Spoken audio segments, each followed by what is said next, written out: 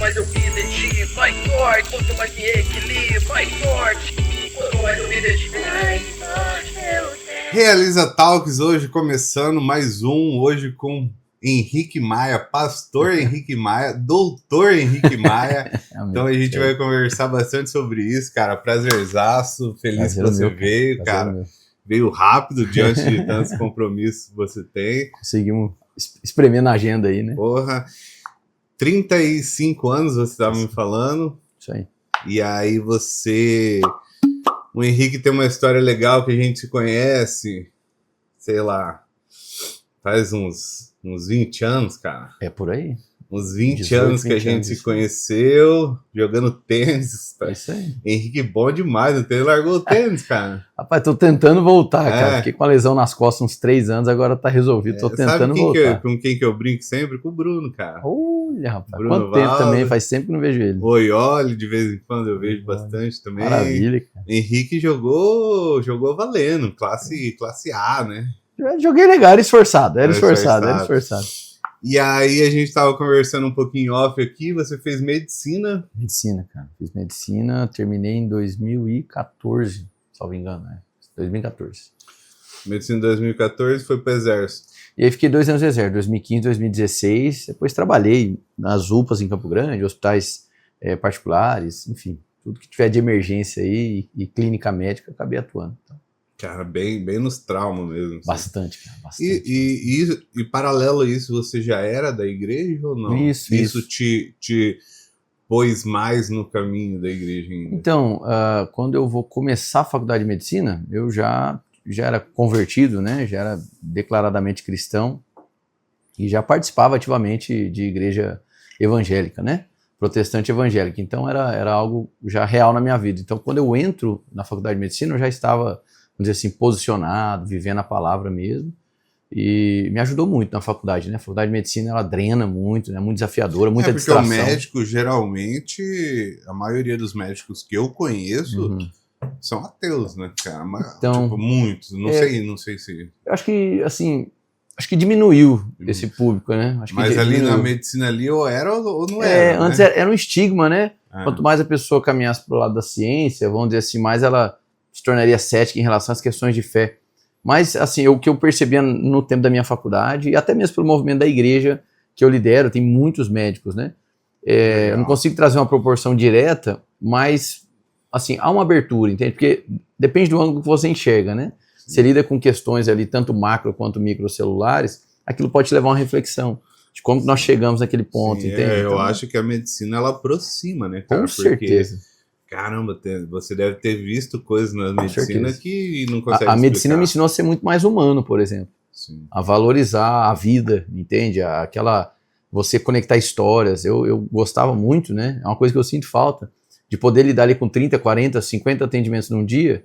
Você está lidando com 30, 40, 50 histórias distintas no dia, por dia, sabe? Troca de energia. Exato, também. É muito legal, sabe? Você, no momento, não é legal para a pessoa que está enferma, óbvio, mas a conexão que é gerada, né? A vulnerabilidade é a pessoa se expressa. Agradece, legal você vê a pessoa bem. Pô, é muito legal, cara, muito legal mesmo, assim, sabe? Você dar o seu melhor. Então, a medicina, no meu caso, vamos dizer assim, ela cooperou com a minha espiritualidade, entende? Não me tornou cético, pelo contrário, aqueceu mais isso.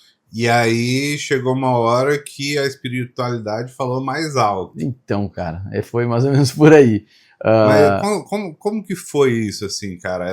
Você médico, que é uma profissão aí que respeitada, não que pastor não... Claro. Enfim, você claro, entendeu. Claro. Médico, formado, medicina é uma faculdade, uma difícil, baita faculdade difícil, concorrida. E quando você se viu pensando em largar a medicina, assim? Então, cara... Como que foi isso na sua cabeça? Como que foi isso com seus familiares? Boa. Então, assim, uma resposta completa. Eu me caso, né? Eu estava no 4º ano de faculdade. Aí eu me caso com a Camila, minha esposa, mãe dos meus 3 filhos. E quando eu me caso com ela, eu já estava no 4º ano, faculdade de medicina são 6. Quando chega no 6º ano... enfim, no meu tempo de oração, eu recebo, né, tem uma percepção ali no coração, crendo ser Deus, uma direção do Espírito que a gente diz, na qual me veio uma clareza, assim, olha, a medicina vai fazer parte da sua vida, mas ela não vai explicar a sua vida toda, vai fazer parte. Eu levei isso para minha esposa, falei, olha... Isso uma reflexão. É uma reflexão, um momento de oração, né, vamos dizer, uma reflexão interior, me veio algo e que me trouxe convicção, me trouxe paz, e eu compartilhei com ela, falei, pode ser coisa da minha cabeça. Quando eu compartilho, ela vinha cultivando a mesma coisa em oração, a gente entendeu, então ok. Isso, vamos dizer assim, já no 6º ano de medicina a gente entendia que, olha, em algum momento, alguma coisa vai acontecer e vai transicionar, mas a gente nunca teve ansiedade para que esse momento chegasse. Então, assim, entro na fase de profissional médico e me dedico, sempre fui apaixonado pela profissão, nunca fiz corpo mole, etc. Mas, paralelamente, eu desenvolvi aquilo que a gente chama de ministério pastoral. A gente desenvolvia, e aí, em 2018, é o ano em que a gente funda o nosso ministério, juntamente com um grupo de amigos, que é a Igreja Édenes, né? Que a gente lidera tem 6 anos. Em 2018, eu tô ali, a gente planta esse ministério, inicia aí em Campo Grande. O que assim, cara, eu vou te fazer várias perguntas de quem é leigo, tá? Não, a gente vai conectando. Um ministério é o quê? Uma igreja. Uma igreja, uma igreja. Um ministério cristão, né? É que ministério é trabalho, né? Então, o trabalho cristão é uma igreja. Então, a gente inicia essa igreja, chamada Igreja Édenes, começa do zero aqui em Campo Grande. Como que se inicia uma igreja, cara? Cara, muito legal. É assim... Do conceito bíblico, né? No conceito bíblico, a igreja é algo um pouco mais transcendental. No conceito sociológico, igreja é algo mais denominacional, entende? Então, assim, é você conseguir ver o prédio, uma placa, um nome, um PJ, você fala, isso é uma igreja. Tá, mas isso é o conceito sociológico. Tem PJ. Tem PJ, exatamente. Então, ela existe socialmente nesse sentido. Agora, espiritualmente, a igreja ela tem a ver com concordância de fé. Então, a palavra de Deus vai trazer para nós alguns elementos que vão apontar para a existência da igreja. Então, a igreja, enquanto revelação, significa aqueles que comungam da mesma fé em Cristo. Agora, para os tempos modernos, para nós, igreja, envolve que um grupo de pessoas, certo? Debaixo de uma visão específica, uma estratégia comunitária específica, que crê em Jesus Cristo e que vai se desdobrando. Então, pode começar numa casa, pode começar numa varanda, né? O grupo de pessoas vai se formando e por conta daquele grupo de pessoas, você vai começando a ter ali uma estruturação de liderança, você vai tendo áreas que precisam ser desenvolvidas e aí vão surgindo os seus desdobramentos. Vamos dizer assim, teologicamente falando, a nível de estudo, uma igreja é considerada igreja pelos principais teólogos da história quando a palavra de Deus é ensinada, então existe um ensino bíblico, quando os sacramentos são observados, que é o batismo nas águas e a Santa Ceia, conhecido como Eucaristia, e, para muitos autores também, quando existe uma figura de disciplina, ou seja, líderes levantados em nome da igreja, que, quando necessário, exercem orientação e disciplina. Seriam os 3 elementos, né, vamos dizer assim, a nível de estudo, que a gente diz assim, que considera-se a existência de uma igreja. Agora, sociologicamente falando, né, a nível social, é o PJ, é o prédio, etc. A nível social, se eu alugar um salão e abrir uma igreja, eu posso? Teoricamente você pode. Teoricamente sim. Teoricamente você pode, né? E infelizmente isso acontece. Acontece. Eu digo infelizmente por quê? Porque sim, no Brasil, claro, nos últimos 15, 20 anos, explodiram. Bom, a Federação das Igrejas, um negócio assim. Falei, perguntas de leigo. Não, tá certo. Não tem assim, não tem que provar que você entende da palavra, então, que você faz um curso de pastor, então, não existe nada disso. Não existe nada disso. E aí acaba que, assim, existe o lado bom, que é a facilidade, a flexibilidade, e existe o lado ruim, que também é flexível e acessível para muito maluco, né? Então, assim, muito maluco mesmo. Tipo assim, então se eu quiser aqui formar uma igreja e começar a ensinar do nada, o pode, que eu quiser... Pode. Que loucura, é uma loucura, é uma loucura. Não tem nada assim, nenhuma coisa então, paralela? Existem as igrejas históricas. As igrejas históricas, como Batista, Presbiteriana, Metodista, Anglicana, Assembleia de Deus, que é o pentecostalismo. Existem essas ramificações históricas que até pelo porte dessas igrejas, desses que a gente chama de ministérios, eles têm convenções. Então, por exemplo, eu não posso começar uma igreja, por exemplo, a Assembleia de Deus, que tem uma convenção gigantesca. Eu não posso... Assembleia de Deus, não, peraí. A Assembleia de Deus tem que estar vinculada a essa convenção, você não pode sair é como utilizando. Se fosse uma franquia.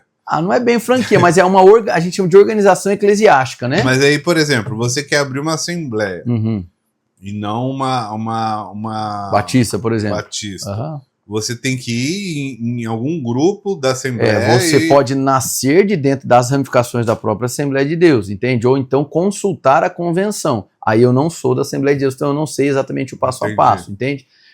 Por exemplo, assim... São muitas... São muitas ramificações. São muitas. Então, assim, as igrejas históricas, como essa que eu falei, estou falando de igrejas de centenárias, de 200, 300, 400 anos de história.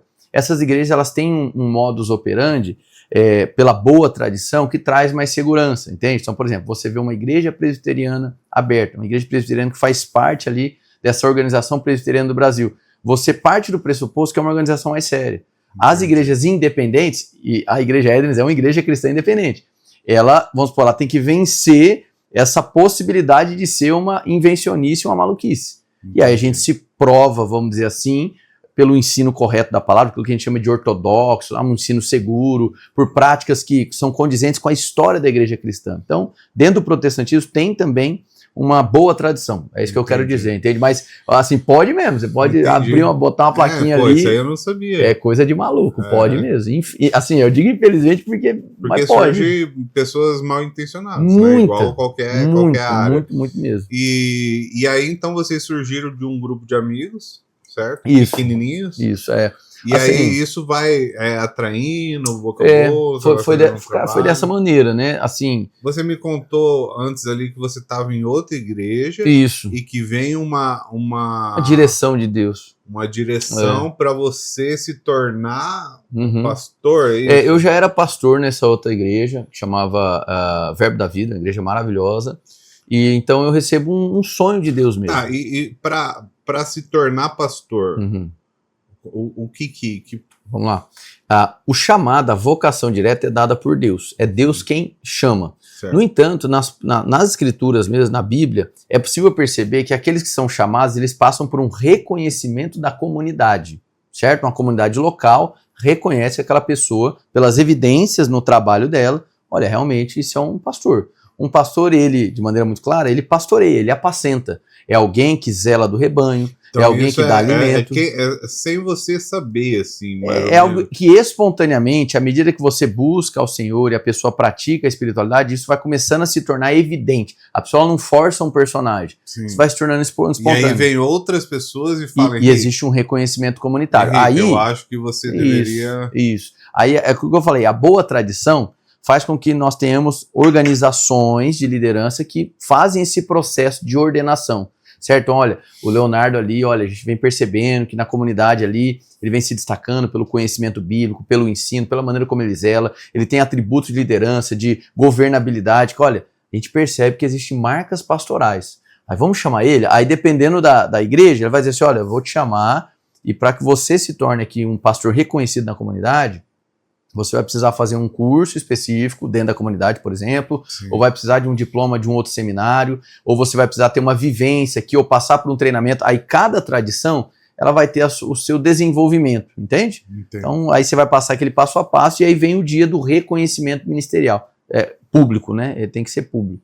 E aí é mais ou menos como sucede. Então, eu passo por essa experiência nesse ministério que eu pertencia, que era o Verbo da Vida, até que Deus me dá um sonho. Não é uma maneira... Sonho mesmo. Não é uma maneira comum de Deus falar comigo, tá? Mas biblicamente ele é possível de acontecer, Deus falar conosco por meio de sonhos. Tem várias ocorrências nas escrituras. Para mim é muito raro, mas dessa vez aconteceu, eu tive o mesmo sonho por 5 noites seguidas. Caramba. E aí eu me questionei, falei, isso não é tão comum assim. E nesse sonho existia um certo detalhamento, era como se Deus estivesse me dando um mapa de uma rota, de um trajeto, onde eu conseguia perceber um tipo de um fluxo de uma onda, tocando algumas cidades no Brasil e depois indo para outras localidades. Era basicamente isso que eu via. E quando a cena aproximava, eu percebi que onde essa espécie de onda tocava, as cidades entravam em abalos. Então eu percebia igrejas chacoalhando, viadutos, escolas, estruturas outras que não apenas igreja.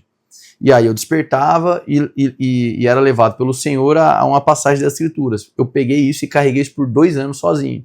Esse sonho eu não compartilhei nem com a Camila, que aquele sonho me dava medo. Sim. De pensar em viver aquilo, até que eu compartilho com a Camila, e a gente toma a decisão de se desligar desse ministério, do que nós estávamos, e a gente só tinha experiência, não tinha experiência traumática nenhuma, porque esse é um outro problema que acontece no Brasil, muitas igrejas nascem de brigas e divisões, entende?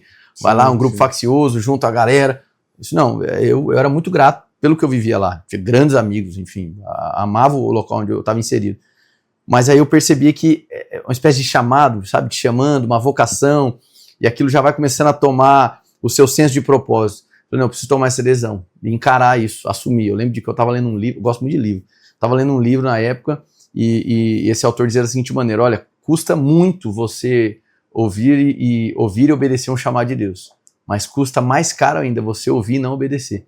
E aquilo veio, sabe, como um choque no meu coração. Eu falei, cara, isso mesmo, foi uma porrada. Aí eu peguei, tomei a decisão junto com a esposa e tirei uns 5 meses, onde a gente sumiu, a gente assim, ficou recluso dentro de casa, buscando em Deus mesmo como seria esse começo. E isso foi aí, dia 1º de julho de 2018, oficialmente nasce a Igreja Édenes, que de início era a Igreja Morada, a gente rebatizou o nome para a Igreja Édenes. Pum, e começa. E nesse período eu atuava na medicina, normal, trabalhando 60, 70 horas, caramba. Entende? Trabalhando pra caramba. Só que o que acontece? A gente começa lá entre eu, Camila, mais 5 casais de amigos, meus pais e os pais dela. A gente começa isso em casa, aí vai pra casa do meu pai, a gente encontra lá na Mata de Jacinto. Aí é umas 15 pessoas. Isso aí. Cara, mas aí quando a gente começa oficialmente, em 6 meses tinham 600 pessoas. Meu Deus. Foi bizarro, assim, entendeu? Foi bizarro. E eu na medicina. E você na medicina Na ainda. medicina. Aí depois de um ano e meio já chegando da pandemia. A pandemia foi 2020, né? Um ano e meio, quando chega em janeiro de 2020, a pandemia foi em fevereiro. Janeiro de 2020, o que acontece? A gente já estava com 1.500 pessoas. Nossa. E em janeiro de 2020, estava com 1.500 pessoas e já estava iniciando uma obra em Londrina e outra em Campinas. Olha aí. Entendeu? Então aí a gente, além desse ministério muito grande, porque foi um crescimento exorbitante, por quê? Sei lá, aprove ao Senhor. Não consigo te explicar exatamente por que tão grande. Não é tão comum isso acontecer, é bem incomum. E aí e eu ainda estou na medicina. Eu já estou assim, plantando, a gente chama de plantar, né? Começar uma obra em Londrina, outra em Campinas, então eu ficava viajando todo mês. Mas isso você fala em Londrina, em Campinas, é outras igrejas Éden? Isso, tudo vinculado, né? Sim. Então aqui, vamos supor, aqui é o nascedouro e a gente vai iniciando replicando. Então eu vou na frente, inicio um trabalho pioneiro e aí aqui em Campo Grande eu preparo pessoas e envio elas para essas cidades. Caramba. E aí quando entra a pandemia, é quando a gente já está num número substancial, já um número grande, com 2 igrejas, pum, fecha tudo. E eu já vinha desacelerando a medicina, porque eu já não estava mais conseguindo dar tantas horas de plantão como eu fazia antes. Sim. Então vamos dizer assim, eu já estava nessa queda de braço, já estava pendendo um pouco mais para o trabalho na igreja, por conta da necessidade mesmo, das demandas. Sim, já vinha diminuindo. É cansativo. Já vinha diminuindo, devia estar, sei lá, 40 horas, fazia 60, 70, estava em 40, 36 por semana. Diminuindo mesmo, bem intencional. E resolvido com isso. Aí entra a pandemia. Quando entra a pandemia, o que eu vou fazer? Vou trabalhar. Aí eu volto a fazer plantão valendo e eu me dedico por 13 meses exclusivamente a atender pacientes Covid. Só atendi Covid. Caramba, ficou na linha de frente. Só Covid. E aí teve até uma situação lá, a gente perdeu um dos nossos pastores pro Covid. Logo nos 3 primeiros meses, ninguém sabia exatamente o que fazer, pum. Infelizmente perdemos pelo Covid. E aí a nossa resposta foi, não, então foi o seguinte, vamos fechar a igreja por um mês. Na época já estava podendo abrir 30%, 40%. A gente fechou por um mês e a gente fez atendimento voluntário de médico e enfermeiro todos os dias na igreja. A igreja virou como se fosse um ambulatório para atender as pessoas do Covid. Cara, e na Covid, assim, cara, o que passava na sua cabeça, assim, cara? A Covid, a pandemia, você iniciando ali um ministério, o que passava? Vendo tanta coisa ruim acontecendo, e por outro lado, Deus te chamando em sonho, te confundiu, te balançou algum momento? Não, cara, não me balançou, assim, né? Acho que uma das coisas mais bacanas de se caminhar com Deus, assim, de você desenvolver uma espiritualidade sadia, é a certeza o que eu diria, vamos dizer assim, uma das principais, se não a principal promessa de Deus, de que Ele é conosco. Ele está presente, entende? Assim, caminhar com Deus não é a garantia de que eu não enfrentarei sofrimentos na vida. Mas tem dificuldades. Tem, mas assim, aí que tá, nós vamos enfrentar. O cristianismo, ele não anula a possibilidade do sofrimento, mas ele te prepara para vivenciá-lo. Entende? Então assim, no dia do caos, você olha para o lado, você tem a convicção da presença de Deus. Mas vocês conseguem, vocês, assim, eu falo, Sim. Conseguem, por exemplo, assimilar muito mais fácil a perca desse pastor, Sim. Que provavelmente entra aí em um propósito maior. A gente, como a gente cultiva essa esperança... Uma pessoa, vamos dizer assim, que não tem tanta fé ou que não está tanto perfeito, dentro da igreja, que se revolta. Sim, porque assim, a Bíblia, ela não anula o luto. Jesus valida o luto. Há uma passagem muito específica onde Jesus se lamenta tanto por Jerusalém quanto ele se lamenta pela perda de um amigo. Então, o luto, ele é válido. Há tempo de se enlutar. Há tempo para todas as coisas, né? O autor de Eclesiastes vai dizer. Então, existe o tempo do luto. A Bíblia, ela não rouba de nós a nossa humanidade. Muito pelo contrário, nos ensina a ser humano como Cristo. E que sente na pele, e que tem essas dores, e que passa por esses sofrimentos. No entanto, a gente tem um sentimento paradoxal. A dor da perda, aquela sensação de, puxa vida, perdemos essa guerra, mas paradoxalmente, mas não é o fim. Então a fé cristã, ela é totalmente voltada também para essa esperança de um retorno glorioso de Jesus e uma eternidade com ele. Então a gente cultiva essa tristeza pela separação, porque segundo a fé cristã nós entendemos que o ser humano, a priori, ele foi criado com uma essência eterna. Então toda separação física, ela é dolorosa. Eu já perdi um grande amigo meu, perdi esse pastor, já perdi meu avô, que era uma grande referência na vida. Então assim, eu perdi pessoas que eu senti, por vezes lamentei, chorei em outros momentos, senti saudade e tá tudo bem em relação a isso. Entendi. Mas não ao ponto de ir por desespero. Ao ponto de se revoltar. Não, porque a gente... O Luciano era um grande amigo seu. Muito, era meu melhor amigo na época. Ali talvez a experiência da perda do Luciano gerou em mim uma frieza. Depois disso, depois da situação do Luciano, acho que eu voltei a chorar com o nascimento da minha filha. Caramba. Fiquei uma pessoa muito, assim, mas tudo que eu tinha pra chorar, eu chorei naquele tempo. Aí a experiência da paternidade me rehumanizou. Nem nisso não te balançou mesmo assim. Não. Quanto ao chamado, eu tô batendo muito nisso, porque é o que as pessoas normais, né? As pessoas normais, que eu digo assim... Eu entendo. É difícil falar leigamente, né, cara? As pessoas que não estão tão... Como que fala? Estão dentro da fé, pô, eu perco meu melhor amigo, eu fico puto com Deus. A maioria das pessoas... Mas esses momentos de revolta, assim, entenda, essas reflexões de por quê, eu também tenho. Eu também tenho. E assim, em nenhum momento Deus me garante que eu vou ter resposta para tudo. Entendi. Tem um autor que diz da seguinte maneira, ó, não sacrifique a bondade de Deus no altar da razão. Então, nós não, assim, pela maturidade que a palavra nos traz, não existe garantia que nós vamos ter conhecimento de tudo. É Ele que é onisciente, nós não somos. Então, em parte conhecemos. Então, tem uma parcela de coisas que eu vou tomar acesso. Tem muitas coisas que acontecem. Pô, por que aconteceu? Não sei. Assim, eu como pastor, na pandemia, eu tive que lidar com velórios e velórios. Eu assim, nunca fiz tanto velório na minha vida. Teve velório que eu fiz de manhã de um familiar, quando acabou, enterrou. Foi sair, o cortejo acabou, ligaram. O outro familiar faleceu. Era assim, entende? Então, e aí eu acho que na pandemia você lidou com muitas pessoas trazendo esse questionamento que eu tô te trazendo. Muito. De chegar e falar, pastor, por quê? O que está acontecendo? Então, assim, algumas linhas do cristianismo, o pessoal vai, né, e tenta, eu diria, espetacularizar a questão, entende? Uma pandemia, um sinal do fim, etc. Eu não vejo dessa maneira. Eu vejo que existe bem e mal se contrapondo desde que o mundo é mundo. E em especial com a vinda de Cristo, né, no primeiro século, a gente tem aí agora a possibilidade de, por meio da igreja, o bem florescer. Mas é garantia das escrituras de que bem e mal vão se contrapor até o fim. Essa tensão entre bem e mal, né, o mal se reinventa. Então, assim, existem tentações modernas que não existiam no passado. Pornografia é um negócio novo, por exemplo. Tem menos de 30 anos, entende? Assim, da maneira como nós temos. Revolução digital aconteceu agora. Então, onde assim, não estou dizendo que é um mal em si, né? Mas a possibilidade de novas tentações não existia, agora passaram a existir. São novidades. Da mesma maneira o bem.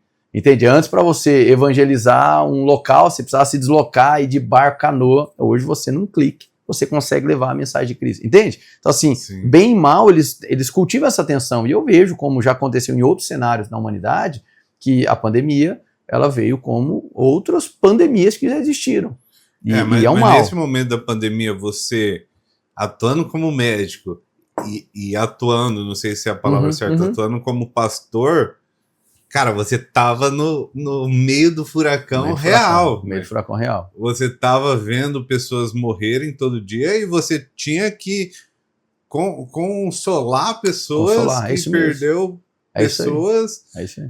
E, cara, que força, mano. Cara, e assim, você usou uma palavra que é poderosa, cara, consolo. O tal do consolo. E aí é onde eu acho que assim, e não realmente... é qualquer pessoa que consegue consolar não é numa hora dessa. Não é fácil. Teve dia que eu quebrei, É isso que eu ia te perguntar. Não, teve dia que você chegou em casa e falou, cara... Teve dia que eu cheguei quebrado, assim, pra minha esposa, falei assim, olha, hoje eu não tô bem. Hoje tudo que eu vi ali ao meu redor, a gente colapsa, assim, sabe?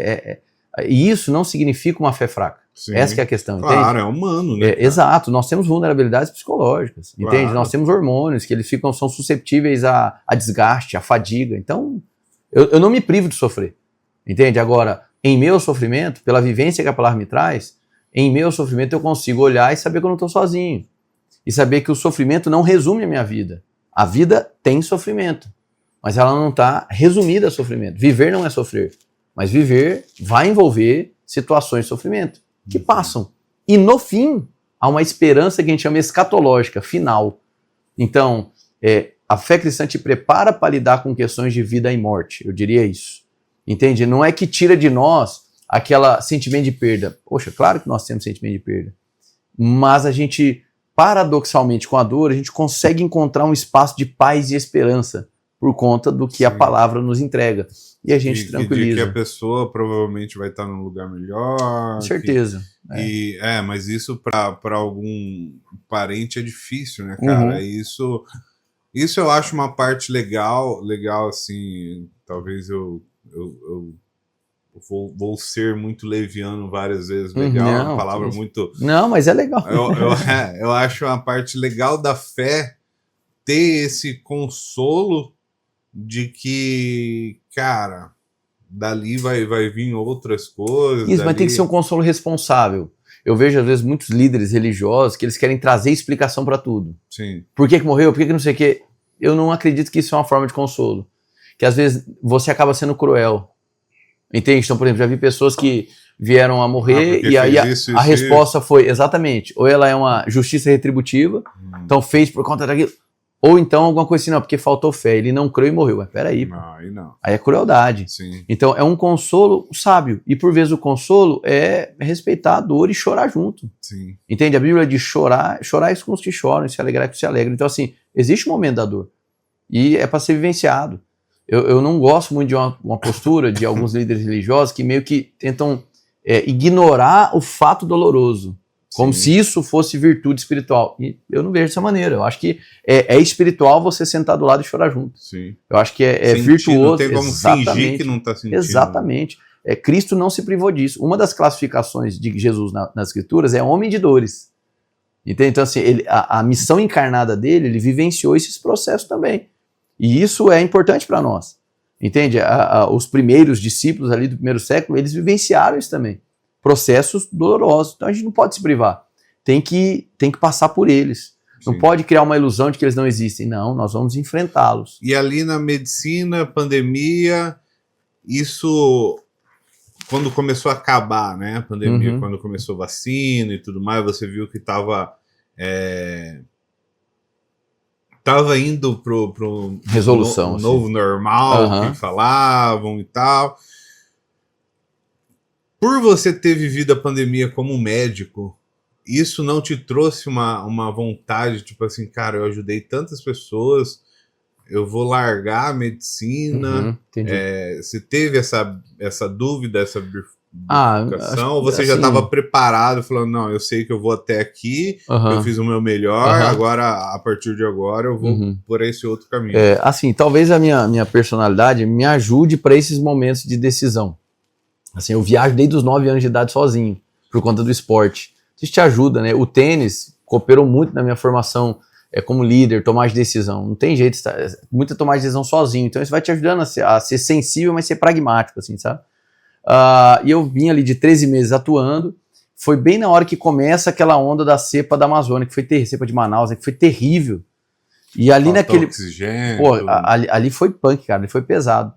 E naquela virada, né, eu em dezembro eu estava numa viagem em São Paulo, numa reunião de pastores de várias denominações lá no Brasil, num hotel lá em São Paulo, e aí no momento de oração me veio e falou assim, ó, esse tempo está se encerrando. Me veio no coração isso, esse tempo está se encerrando. E já era um momento assim meio que de retomada, assim, sabe? Não total, mas já aquele negócio 50%, 60%, já tava meio que, tipo, o pessoal percebendo que também fechar tudo não ia, né, levar a lugar nenhum. Tava ficando retomada e, mais uma vez, assim, muitas responsabilidades ministeriais e eu já com 2 filhos. Entende? E aí eu já tava percebendo, olha, realmente vou precisar tomar decisão. E a gente tem um colegiado na igreja, né? As decisões são tomadas assim, de cima para baixo. Eu, o pastor, e todo mundo obedece. É tudo em colegiado. Então a gente tem um colegiado que chama diretoria.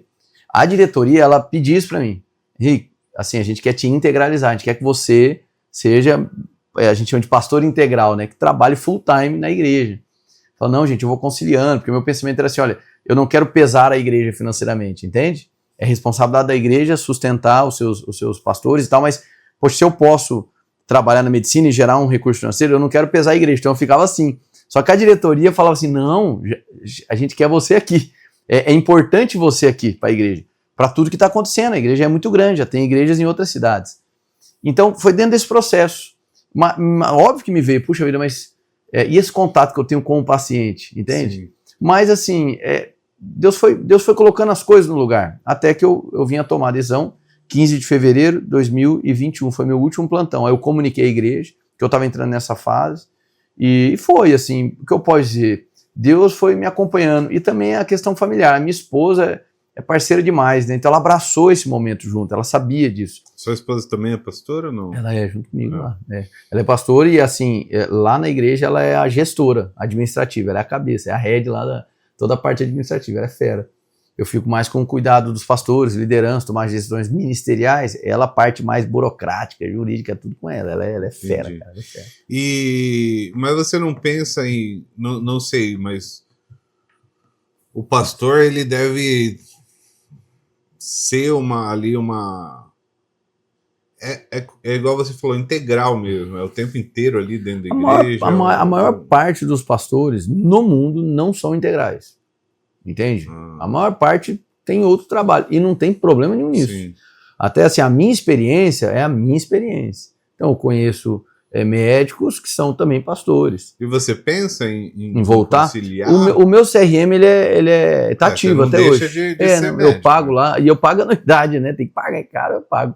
E eu tô lá, e eu brinco, eu sou médico do condomínio agora, eu fico atendendo o pessoal do condomínio. Quando eu precisar da Precisou fazer a receitinha, vem né? Vancezinha, vou tipo te ligar. Isso. E aí, então assim, eu não sei o que me aguarda pela frente. Você fala assim, você toparia hoje de novo? Eu não sei como que se encaixaria a minha vida. Entendi. Porque ao longo desses 6 anos... Porque também é uma profissão muito bonita, né, cara? Também é uma profissão eu amo o que eu faço, que tem a ver com vida. Sim, a medicina eu amava praticar. Em duas áreas que tem muito a ver. Muito. Cara, é sensacional. A medicina, você fazendo ela com o coração, é espetacular. Agora, eu também sou plenamente realizado naquilo que eu faço hoje. Então, lá daquele sonho, aquilo que Deus foi mostrando, eu tenho testemunhado se cumprir. Então, hoje a gente está com igreja em Campinas, em Londrina, uma igreja em Manaus, a gente tem uma igreja em Goiânia, a gente tem uma igreja em Atlanta, na Georgia, nos Estados Unidos. Nossa. Aí, em breve, né, a gente quer dar um passo para Buenos Aires, para Assunção. Então, assim, as coisas estão acontecendo. E isso, obviamente, vai exigindo a estrutura de ministério. A igreja aqui ela é muito grande, essas outras igrejas estão em fases específicas. Aí, vamos supor, a gente tem uma plataforma de cursos dentro da igreja. São 6, 7 cursos, assim, sabe? Então, você tem a produção de material, produção de conteúdo, você tem o cuidado do próprio rebanho, a formação de líderes. É um trabalho bem grande. Hoje, então, assim, você estaria aberto a voltar a atender? Olha, eu não veria problema. Mas eu, sinceramente, eu não sei como que isso poderia se encaixar na minha vida. Agora, um desejo eu tenho e é o que nós iremos fazer. A gente hoje tem um instituto social também. Nesse instituto social tem várias atividades. Um dos nossos próximos passos é fundar uma clínica social multiprofissional. Dentro da igreja. E a partir da igreja, em um outro prédio, mas a partir da igreja, entende? Isso com atendimento médico, atendimento psicológico, isso entende? É demais. Isso é um próximo passo que não vai demorar muito tempo para acontecer. Isso é demais, porque aí dentro da comunidade ali já vai ter um atendimento que muitas vezes deixa a desejar em... Pô, que maneiro, cara. Essa iniciativa aí, muito bonita. Mas é isso. Mas eu gosto demais também da medicina, eu acho um negócio fantástico. Enfim. E a gente tá em setembro, né, cara? Setembro tem o lance do Setembro Amarelo. Setembro Amarelo. Como que vocês lidam com isso dentro da igreja? Perfeito. Como que vocês aconselham, como que vocês tocam nesse assunto Perfeito. de forma... O suicídio e autolesão. Isso. Muito bom, então, lá na nossa igreja... Para quem não sabe, o Setembro Amarelo é o mês de prevenção a suicídio e autolesão. Isso, muito bom. Lá na nossa igreja, esse ano, a gente iniciou uma atividade ministerial, que é o Núcleo de Psicologia. Então a gente criou uma conexão entre os psicólogos e estudantes de psicologia que são da igreja. A doutora Alessandra, por exemplo, faz parte, é uma das cabeças desse projeto. Então a gente tem vários psicólogos que compõem, e desde que esse corpo foi criado, eles têm pleiteado alguns seminários e workshops. Então, esse ano a gente teve um workshop no Setembro Amarelo, que foi semana passada. Então a gente cede o espaço da igreja, a gente chama ali profissionais da área. Então tinha psicólogo, psiquiatra, tenente do bombeiro para falar sobre a atuação nas situações de suicídio, e eu participei também. Então a gente tem assumido essa responsabilidade enquanto igreja de tratar desses temas. Agora, não, infelizmente, não é tão comum como deveria ser as igrejas abordarem essas temáticas. Tem até um certo tabu de, poxa vida, mas vai procurar psiquiatra, psicólogo, então isso é falta de fé. E não. Então, qual é a nossa maneira, que eu entendo que é a maneira mais sábia segundo as Escrituras? Sempre acolher. Sempre acolher. Segundo, mas e o antes, né? Porque no mês de setembro se vê falando bastante de prevenção e tal. Antes vocês fazem algum tipo de preventivo, porque assim, cara, eu não sei o que passa na cabeça de uma pessoa para se suicidar e tudo mais, mas com certeza deve passar a falta de fé, talvez, ou não, né? Ou ela tem uma fé que a vida vai ser muito melhor, né? Não sei. Mas eu acho que a pessoa tá tão no fundo do poço que talvez até a fé tenha... Sim. Então, essa é uma associação... Você consegue ver esses traços ali dentro da igreja, as pessoas buscando um último... Perfeito. Isso é importante. Cara, é muito legal tocar nisso, porque a relação, por exemplo, com um líder ou um pastor dentro de uma igreja acaba que, por vezes, é o único vínculo que a pessoa tem onde ela consegue se expressar. Sim. Entende? Então, a gente lida com isso quase que semanalmente. Com pessoas em situação de angústia extrema, deprimidas, pessoas, vou utilizar a expressão correta, com muita dor, onde a vida delas se resume à dor que elas estão sentindo, essa angústia. Isso então, não é dor física. Não é dor física, é uma dor difícil de explicar, uma angústia extrema, um sofrimento. Sim.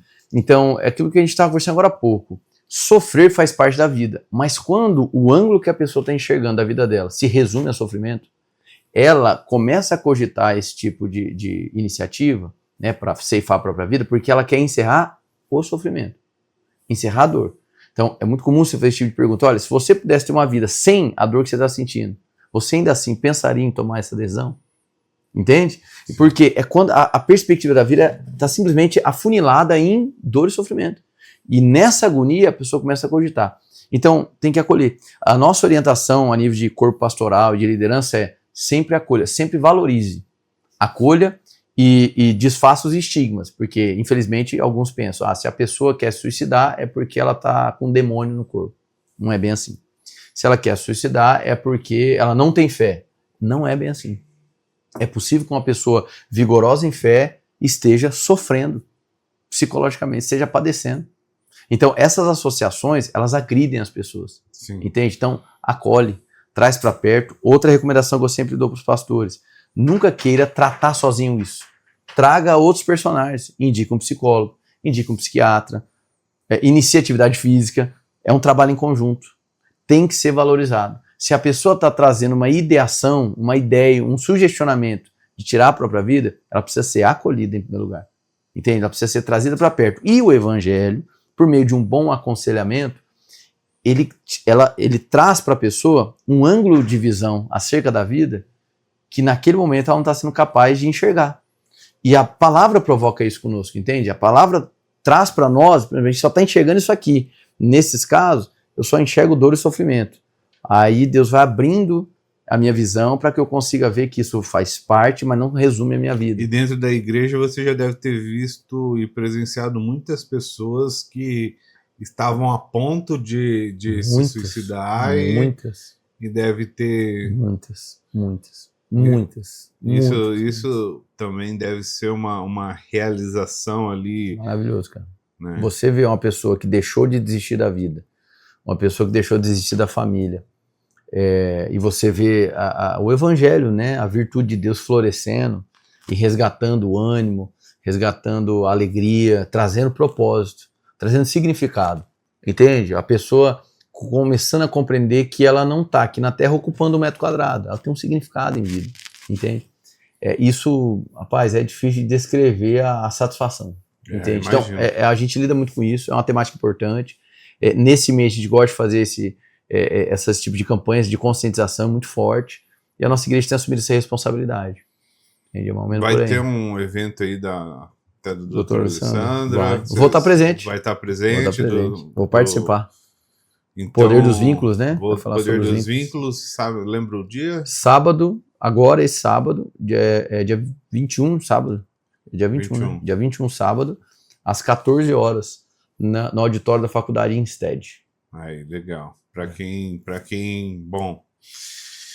E dentro da igreja, cara, o que você tá sentindo no coração ali quando você vai pregar? Quando você vai falar a respeito do que está acontecendo hoje, cara, o que está essa geração de ansiedade, de depressão, de todo mundo meio doido da cabeça, qual que é a ligação disso? Uns falam de apocalipse, outros falam que, ET, como que vocês estão tratando isso? Não, legal, cara, legal. Não, muito bom. A gente vive uma contemporaneidade bem assim, conturbada, né? Acho que a gente, a gente passa por um período de pós-industrialização, passa pela revolução digital e revolução sexual, e a gente Mas eu acho que hoje é o momento que a gente mais tem, eu não tenho informações, dados, né? Tá vendo que o meu roteiro aqui é cheio de informações, mas talvez a gente viva, eu posso pôr a mão no fogo que a gente vive a era maior de depressão e de ansiedade de todos os tempos. A gente vive na era, isso a gente pode falar com segurança, de maior estresse neurológico. Sim. Entende? Isso vai suscitando diversos tipos de transtornos. Então, onde você vê, por exemplo, todo mundo, pessoal, ou tem um sintoma ansioso ou tem um transtorno de ansiedade. Ou o cara tem um déficit de atenção, ele tem um transtorno de déficit de atenção. Todos que você imagina. Todos. Entendeu? Então, assim, é real hoje em dia. E muito, eu acredito que tem a ver com essa multiplicidade de informação, tem a ver com essa fluidez nos relacionamentos e nos conceitos que o pós-modernismo trouxe, essa liquidez, né, nas relações e nos conceitos, para citar o Zygmunt Bauman, esse excesso de opção que nós temos hoje. Tem um autor, o Brett McCracken, que diz, ele chama de sobrecarga informacional. Sim. Então o que a gente recebe no nosso cérebro hoje, a quantidade de informação e a quantidade de opções que nós temos para fazer, impulsionados por um capitalismo voraz, o desespero do consumo, esse mix no nosso cérebro, ele gera um estresse muito grande. E você já teve aquela sensação de estar num desses aplicativos como Netflix, e aí você começa a ver as opções, e tem uma hora que você trava, você já não sabe, você pensava que queria uma coisa, mas são tantas opções que você já não sabe mais o que você quer. Sim. Então você entra numa crise do seu próprio desejo. Esse momento que você trava, ele corresponderia a como a sociedade está hoje. É tanta opção, é tanta tomada de decisão, é tanta sensação de você estar atrasado em relação a tudo que está acontecendo, a não saber de tudo, e etc., você colapsa, você trava, entende? E esse momento da trava, ele vai para várias direções, entende? Alguns deprimem, outros ficam mais ansiosos, outros ficam maníacos, enfim, por aí vai. Então, nós como igreja, a gente se propõe a lidar com esse tema, entende? A gente percebe que a gente vive na sociedade do cansaço, né? Para citar outro autor, o autor coreano, o Byung-Chul Chan. Então, assim, a gente vive nessa sociedade de sobrecarga, de cansaço, onde as pessoas estão mais drenadas, onde o trabalho está perdendo propósito, onde as pessoas só veem no trabalho um meio para poder se obter riqueza material e não algo que tem uma finalidade de gerar bem comum, de restaurar a ordem, de promover paz. A gente vive nesse momento. E como igreja, eu acredito que a fé cristã enquanto cosmovisão, ou seja, visão de mundo para a vida, ela é muito assertiva, porque ela traz para nós uma cadência distinta. Ela traz um fluxo de vida, uma maneira de viver a partir de Deus e não a partir das informações. Entende? Isso nos coloca numa maneira de viver distinta. Não quer dizer que somos superiores aos outros, que estamos blindados a isso, mas pelo menos é uma saída, é um fôlego. Porque o ritmo que a gente está vivendo hoje, ele é complicado.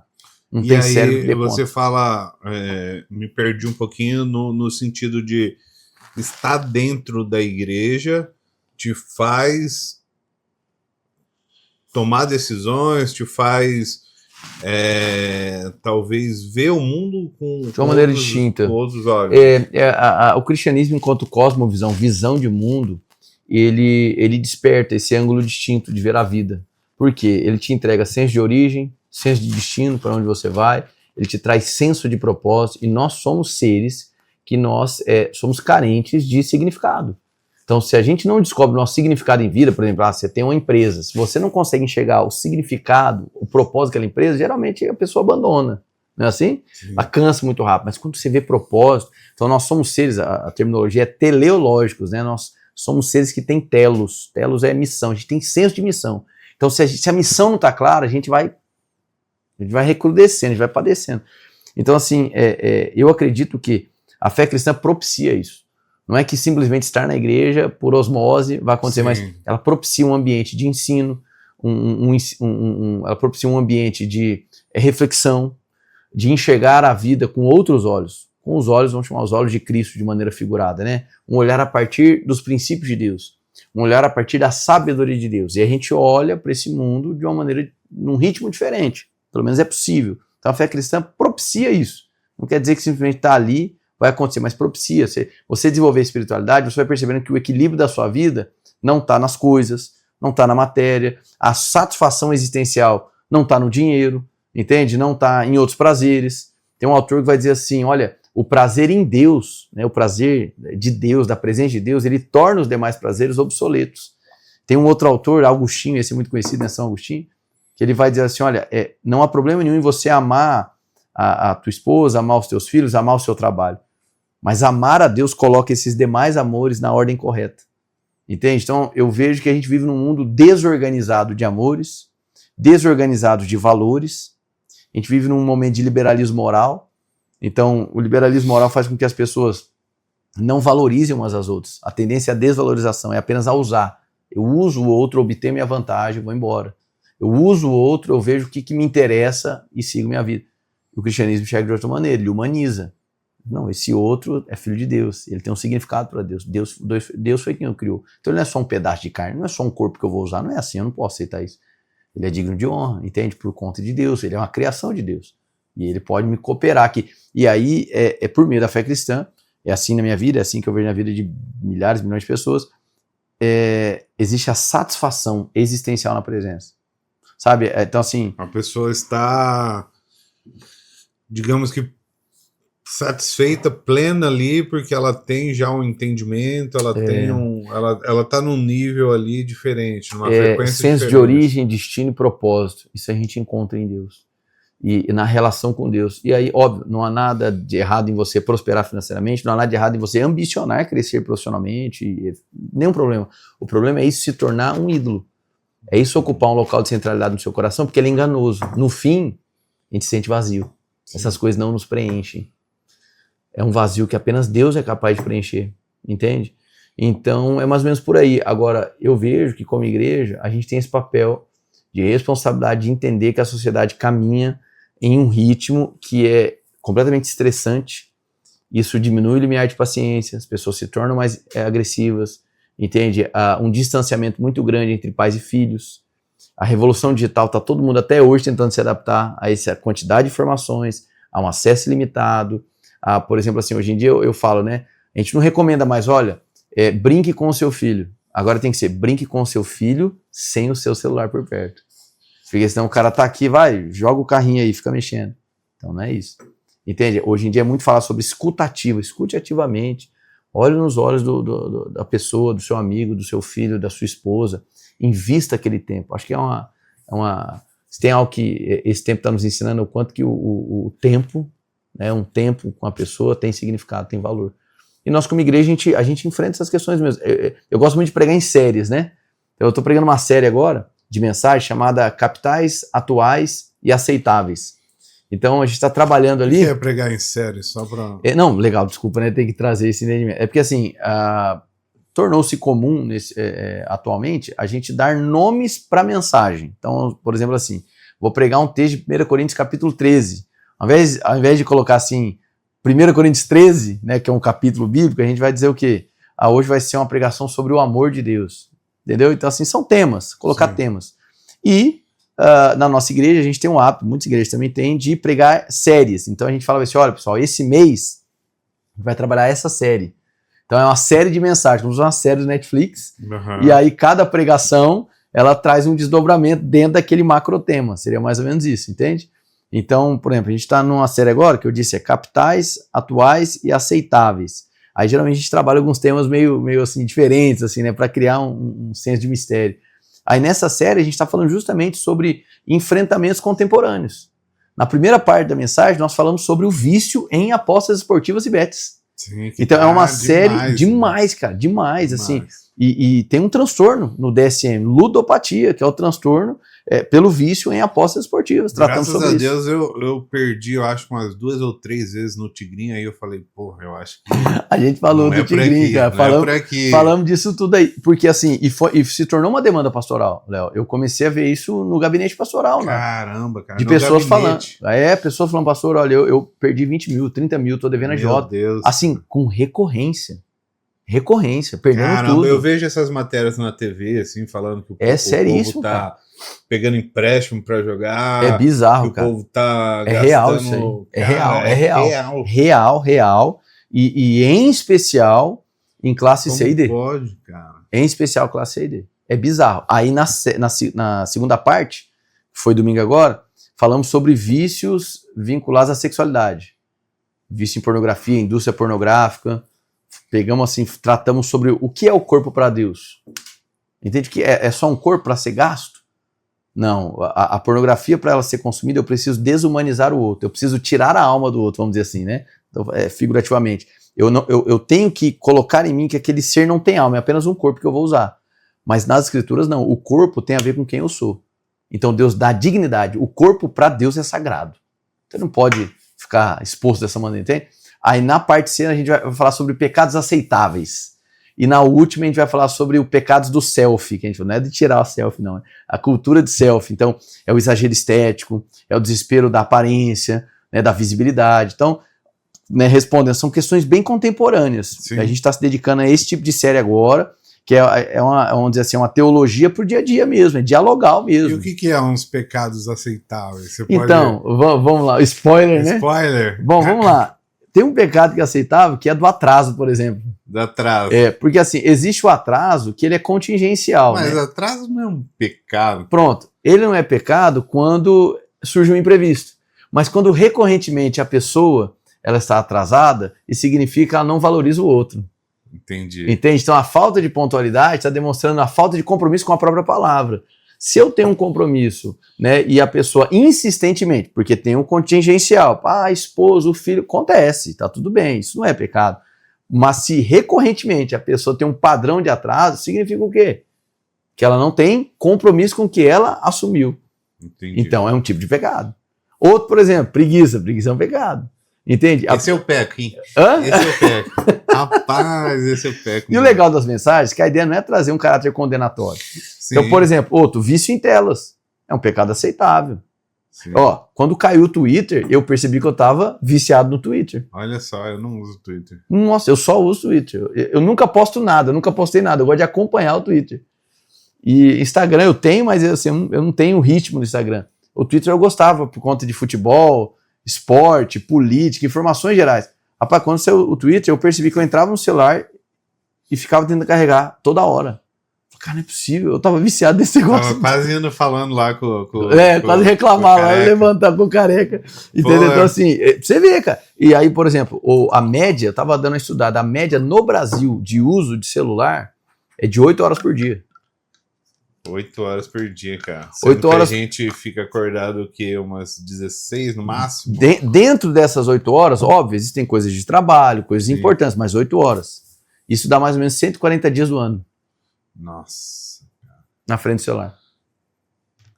E se tornou aceitável, concorda comigo ou não? Sim. É aceitável.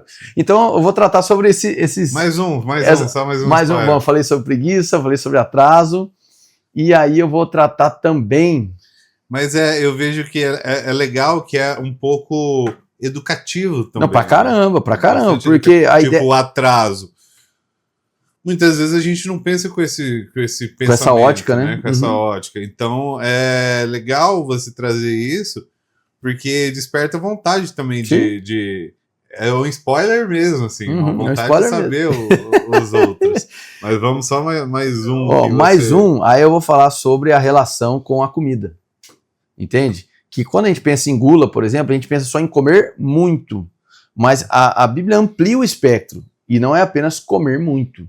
E nem uma questão de, tipo assim, não, a pessoa está acima do peso, então ela é gulosa. Não necessariamente. Não necessariamente. Entende? Então, assim, a gula tem a ver com o descomedimento, com a irresponsabilidade com aquilo que você introduz. Então, não é apenas comer bastante. Se você pegar um bodybuilder, por exemplo, sentado do seu lado, ele comer e fala assim, que isso, gente, meu Deus do céu, isso é a gula. Não é. Entende? Para a realidade de perda calórica dele é um equilíbrio distinto. Então, assim, entender as dimensões do que é a gula e quando que nós pecamos enquanto gula. Então, por exemplo, uma ramificação da gula é você não se atentar à sua questão financeira e, por necessidade, assim, como se fosse um vício mesmo, você gastar demais sem poder com comida. Entendi. Ainda que não seja muito. Mas você desequilibrar as suas finanças para comer o que a Bíblia chama de manjares, sem a menor necessidade. E tem pessoas que são gulosas ou glutões porque elas, ao invés de comer, vamos dizer assim, o que é possível, elas desprezam e só querem os manjares, mesmo desestabilizando elas financeiramente. É o famoso, eu não tenho dinheiro, mas com comida eu não... Mas com comida eu gasto. Por exemplo, no meu casamento foi assim, e infelizmente em muitos é assim. Meu casamento já era cristão, e eu lembro até hoje da organizadora dizendo, olha, o maior público aqui é cristão, é evangélico? É. Aí ela disse assim, tá, então bebida é pouco, né? Tem os familiares que bebem, mas comida pode dobrar. Mas por quê? Não, porque se é evangélico, come demais. Isso tornou aceitável no meio evangélico. Caramba. Não bebe, mas come muito. Entende? Pô, tá errado isso aí. Não tá certo, não. Então a gente vai atacar essas questões, né? Eu vejo que é uma parte bem educativa. E assim, mais uma vez, eu na minha adolescência fui viciado em pornografia.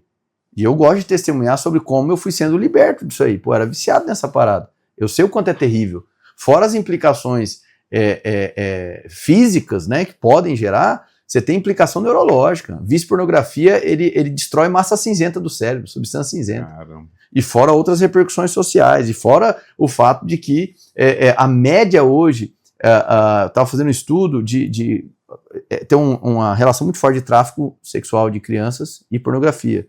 E a média hoje do que está sendo produzido de vídeo é de idade de 12,9 anos. Nossa. Entende? E outra, você tem um efeito chamado efeito Coolidge, que é de habituação, a necessidade de novidade no cérebro.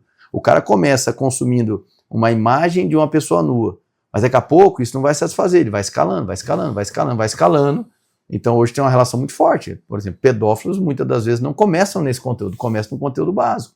Mas por efeito de habitualidade no cérebro, ele vai querendo novidade. E aí, meu irmão? Então é algo perigoso, pô. Eu já vivi isso, é perigoso, entende? Então é algo sério, não dá pra brincar com isso. E hoje tá na palma da mão, pô. Antes o cara tinha que ir lá na videolocadora atrás da cortininha lá, né, pra pegar o vídeo. Hoje tá na palma da mão, cara. Sim. Então a ideia não é transmitir condenação. Em primeiro lugar, promover a quebra do anonimato. Porque geralmente a pessoa viciada, ela tá sozinha. Você tem que quebrar o anonimato. E muitas vezes a pessoa também não percebe, né? Não percebe. Que ela tá viciada no jogo de bet. Ela tá achando normal. Pô, tem gente que veio falar comigo, não, é pra eu fazer uma renda extra. Tá? Como se fizesse fazendo uma gestão financeira. Sim. Não dá, cara. É perigoso. Então, assim, a mensagem vai tanto pro cara viciado, como para aquele que tá começando agora e achando que é mero entretenimento. Porque se você falar assim, mas é pecado, literalmente, eu apertar o botão do tigrinho, se você falar o ato em si, não é. Sim. É pecado o cara pegar e jogar na Mega Sena. Não é. Mas o que isso pode suscitar em você? Sim. Então, por mais que hoje você não seja viciado, e por mais que aquele ato sozinho, exclusivo, não seja um pecado de fato, aquilo pode te levar, pode te arrastar, e a linha é muito tênue, você não consegue distinguir. Do que é o cara que apenas consome por entretenimento pro cara que viciou. Sim. E você vira escravo. E a própria pessoa não percebe. Né? Não percebe. E você como médico também deve ser interessante que às vezes deve chegar pessoas, tipo, meu Deus, eu tô isso, tô aquilo, você fala, não, velho, isso aí só falta falta vitamina D, não é ainda, não é o demônio. Você vai lá, então. Rapaz, quando eu fiz a pós-graduação em psiquiatria, né, faltou o TCC, né, o projeto de conclusão. Caramba, você fez pós-graduação em psiquiatria? Mas eu não terminei, entrou a pandemia, travou, aí quando foi voltar tinha saído. Cara, vem Vasta Cara. Rapaz, e aí, cara, eu me lembro que eu tava nas aulas, assim, assistindo, lá no CDB. Falava assim, cara, isso aqui vai me ajudar demais no pastoreio. Porque tem muitas coisas claro, que é da cabeça. E assim, eu digo, eu venho da ciência, né, do campo científico e tal, da saúde mental, então eu sou completamente aberto e eu indico psicólogos, psiquiatras, tem pessoas que eu confio demais, eu indico, porque tem pessoas que estão enfrentando dependência química, por exemplo, de outras drogas, pessoas da nossa igreja, é um trabalho em conjunto, cara. Uma igreja mais antiga, né? Com uma versão antiga, isso aí tudo era às vezes era falta demônio, de fé, né? Era demônio, falta de fé.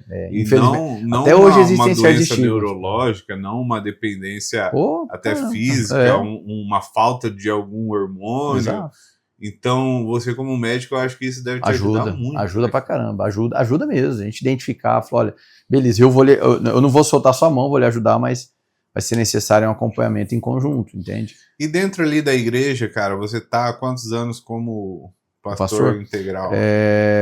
Que eu tô integral, então, desde 15 de fevereiro de 2021, então 22, 23, 24, tô no meu 3º ano. Quase 4 anos aí, gente. Estamos entrando em outubro.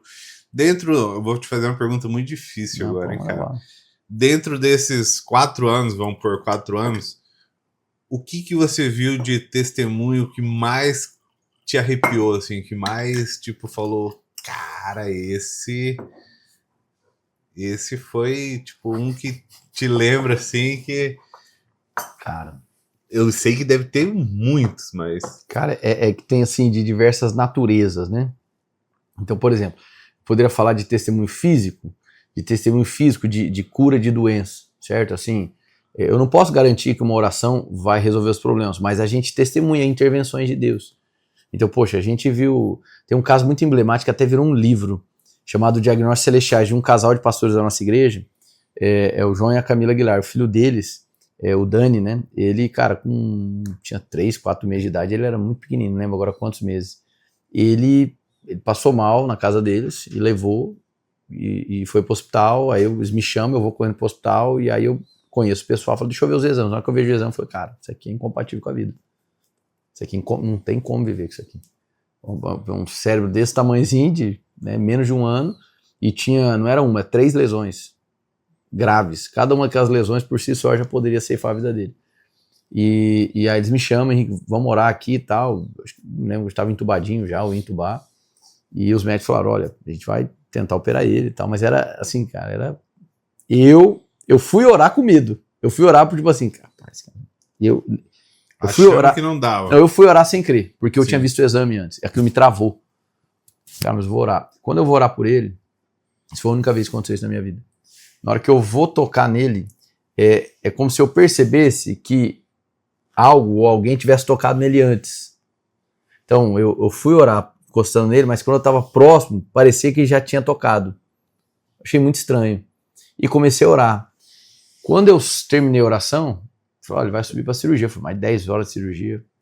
Eu peguei e liguei para Camila. Falei, amor, eu orei e eu tenho certeza que ele não vai falecer. Esse menino ele vai viver e ele vai recuperar. Ali você já mudou? Fui, cara, saí dali diferente. Mas se eu falar que eu tava cheio de fé, zero, porque eu tinha visto os exames, falei, cara, isso é incompatível com a vida. Pô, esse menino, ele passou por essa cirurgia, hoje ele tá crescendo, e, por exemplo, pelas alterações do cérebro, ele não poderia, eu não vou saber que detalhes agora, lendo o livro dá pra saber, ele não poderia mexer um olho, mexer um braço, ele faz tudo isso. Caramba. Ele tem alguns atrasos, mas ele vem vencendo, assim, sabe? Vem vencendo, já tem alguns anos. Cara, isso talvez tenha sido um dos testemunhos mais fortes. A gente já viu pessoas que eram surdas de um ouvido, passaram a ouvir, já aconteceu de maneira mais pontual, pessoas que tinham, vamos dizer, que eram de cadeira de rodas se levantaram. Isso não acontece sempre, certo? É para deixar muito claro aqui, mas a gente já viu, e não foi porque alguém tinha um poder especial. Aprove a Deus uma intervenção ali, a gente só glorifica a Deus. Jamais a gente tenta iludir as pessoas, é só vir que vai acontecer isso. Não, foram situações pontuais. Agora, Vou falar pra você, cara, tem coisa que mexe muito comigo. Eu vi restaurações de relacionamento entre pais e filhos, sabe? Situações assim, cara, que mexe muito contigo, assim, sabe? Do que era e do que veio a ser. Eu pude ver situações de pessoas, tem uma temática que toca muito em mim, que é a parte de dependência química. Pessoas que conseguiram vencer o vício. Cara, pra mim, são experiências, assim, de como eu vi até onde a pessoa foi, de como, no que ela se tornou com tudo aquilo e como ela tá hoje. Essas coisas é muito forte, cara. E é muito difícil, né? Sair de um vício. É muito difícil, cara. É muito difícil. Então, assim, assim, depende da natureza da transformação. Eu poderia citar vários, mas sim, não, mas citando esse alguns. do menino aí é Pô, impressionante. depois pega esse livro, Diagnósticos Celestiais. Eu tive a honra de prefaciar o livro. E muito nesse forte, cara. livro, essa pessoa é uma pessoa daqui, É da nossa igreja. da sua igreja. Da nossa igreja. Caramba, Os que pais legal. do Dani são os pastores de adolescentes da nossa igreja. Que demais. É muito forte, cara. Muito forte. Forte mesmo. Podia ter trazido o livro de te dar de presente. Pô, não, mas muito legal, cara. E o que você, para deixar uma mensagem final aí, ou não, ou se quiser estender um pouquinho, o que você fala, mais uma vez, batendo nesse momento que a gente está vivendo, nessa geração, o que você vê como pastor, como o que diz na Bíblia, o que está acontecendo, que eu vejo que tem muitas coisas que a Bíblia vem falando há algum tempo. O que você acha que não é o que você acha, mas o que você vê aí para o futuro aí agora, o que a gente tem que tomar mais cuidado, Legal. Cara, eu vejo que, assim, se eu pudesse deixar uma mensagem, é que a gente vive num tempo onde as pessoas estão sendo coisificadas, certo? Então, isso é o processo da indiferença. Quando o outro se torna invisível para mim, eu coisifico ele é apenas uma coisa. Então, eu diria que a gente precisa de um freio, sabe? E esse freio, ele não é apenas um freio moral, ele é um freio existencial, um freio que faça a gente refletir. E eu acredito que Cristo Jesus é esse freio e também essa resposta de reflexão que a gente precisa, para que a gente volte a olhar para as pessoas e a tratá-las como seres humanos, entende? Eu acho que a gente se acostumou em lidar com invisíveis e apenas coisificá-los. E quando a gente coisifica as pessoas, a gente acaba pessoalizando as coisas, a gente inverte. Então eu acredito que, isso eu quero dizer para todos que nos assistirem, busquem a Deus, não de forma prosélita, só para ter uma religião, mas busquem a Deus se questionando assim, qual é o meu significado em vida? Deus vai lhe responder. Quem eu sou? Deus vai lhe responder. Sabe, por que eu estou aqui? Cristo Jesus vai deixar claro isso para você. E eu acredito que quando a gente passa a enxergar as pessoas, a dar a elas a oportunidade da existência, a gente se torna uma sociedade mais sadia, mais madura. Acho que muito do que a gente vem vivenciando, especialmente nos últimos anos, não é nem mais polarização, é o ódio absoluto. Né? Um é inimigo do outro. E o pessoal fala assim, você é de que lado? Eu sou da pacificação. Eu estou aqui para promover mesa.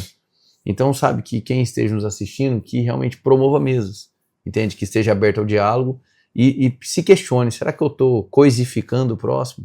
Será que eu estou tratando como invisível ou só importa para mim quando tem um retorno? Então, eu creio que Cristo nos ensina a tratar as pessoas enquanto seres humanos, sem permitir que elas se tornem invisíveis na sociedade. Então, essa é a mensagem que eu queria deixar. Demais. E qual, agora, talvez a pergunta mais difícil, hein? Qual a passagem que você mais gosta da Bíblia? Rapaz, isso aí é de tempos em tempos, né? Mas eu vou deixar uma que foi muito importante. Importante na minha vida, eu carrego comigo, né? A minha esposa, na terceira gravidez, ela passou por uma depressão, cara, muito difícil, muito difícil. A gente já tava com ministérios, coisas acontecendo.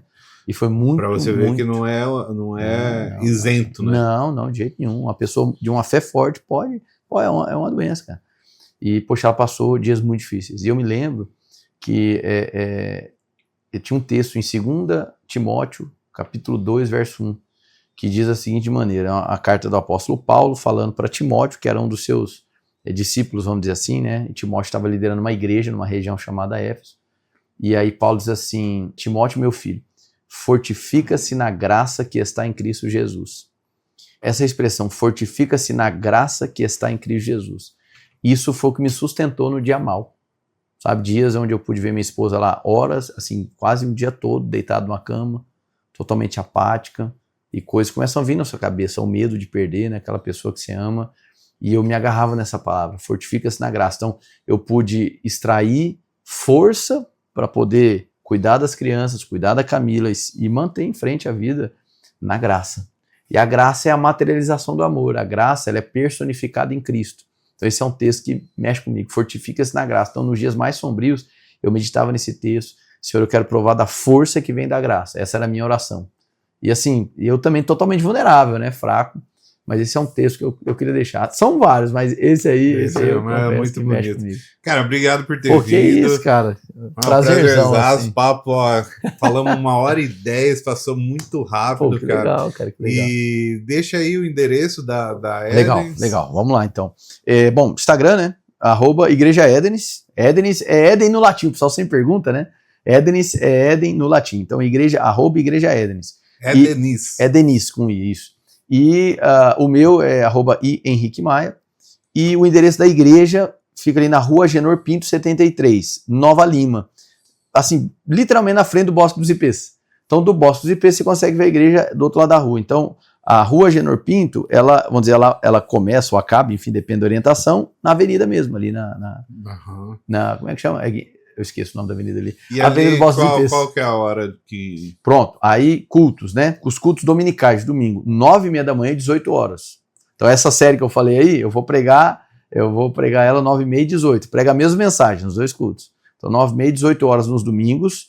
Toda sexta-feira, às 19h30, tem uma programação específica de adolescentes. Sexta-feira, 19h30. De galerinha de 12 a 16 anos ali. Uma galera bacana. E aos sábados intercala. Então, por exemplo, neste sábado a gente vai ter uma programação do Roots. Roots é um ministério de jovens acima de 25 anos, de 25 a 35 anos. Galera mais, vamos dizer, universitária, mercado de trabalho e tal.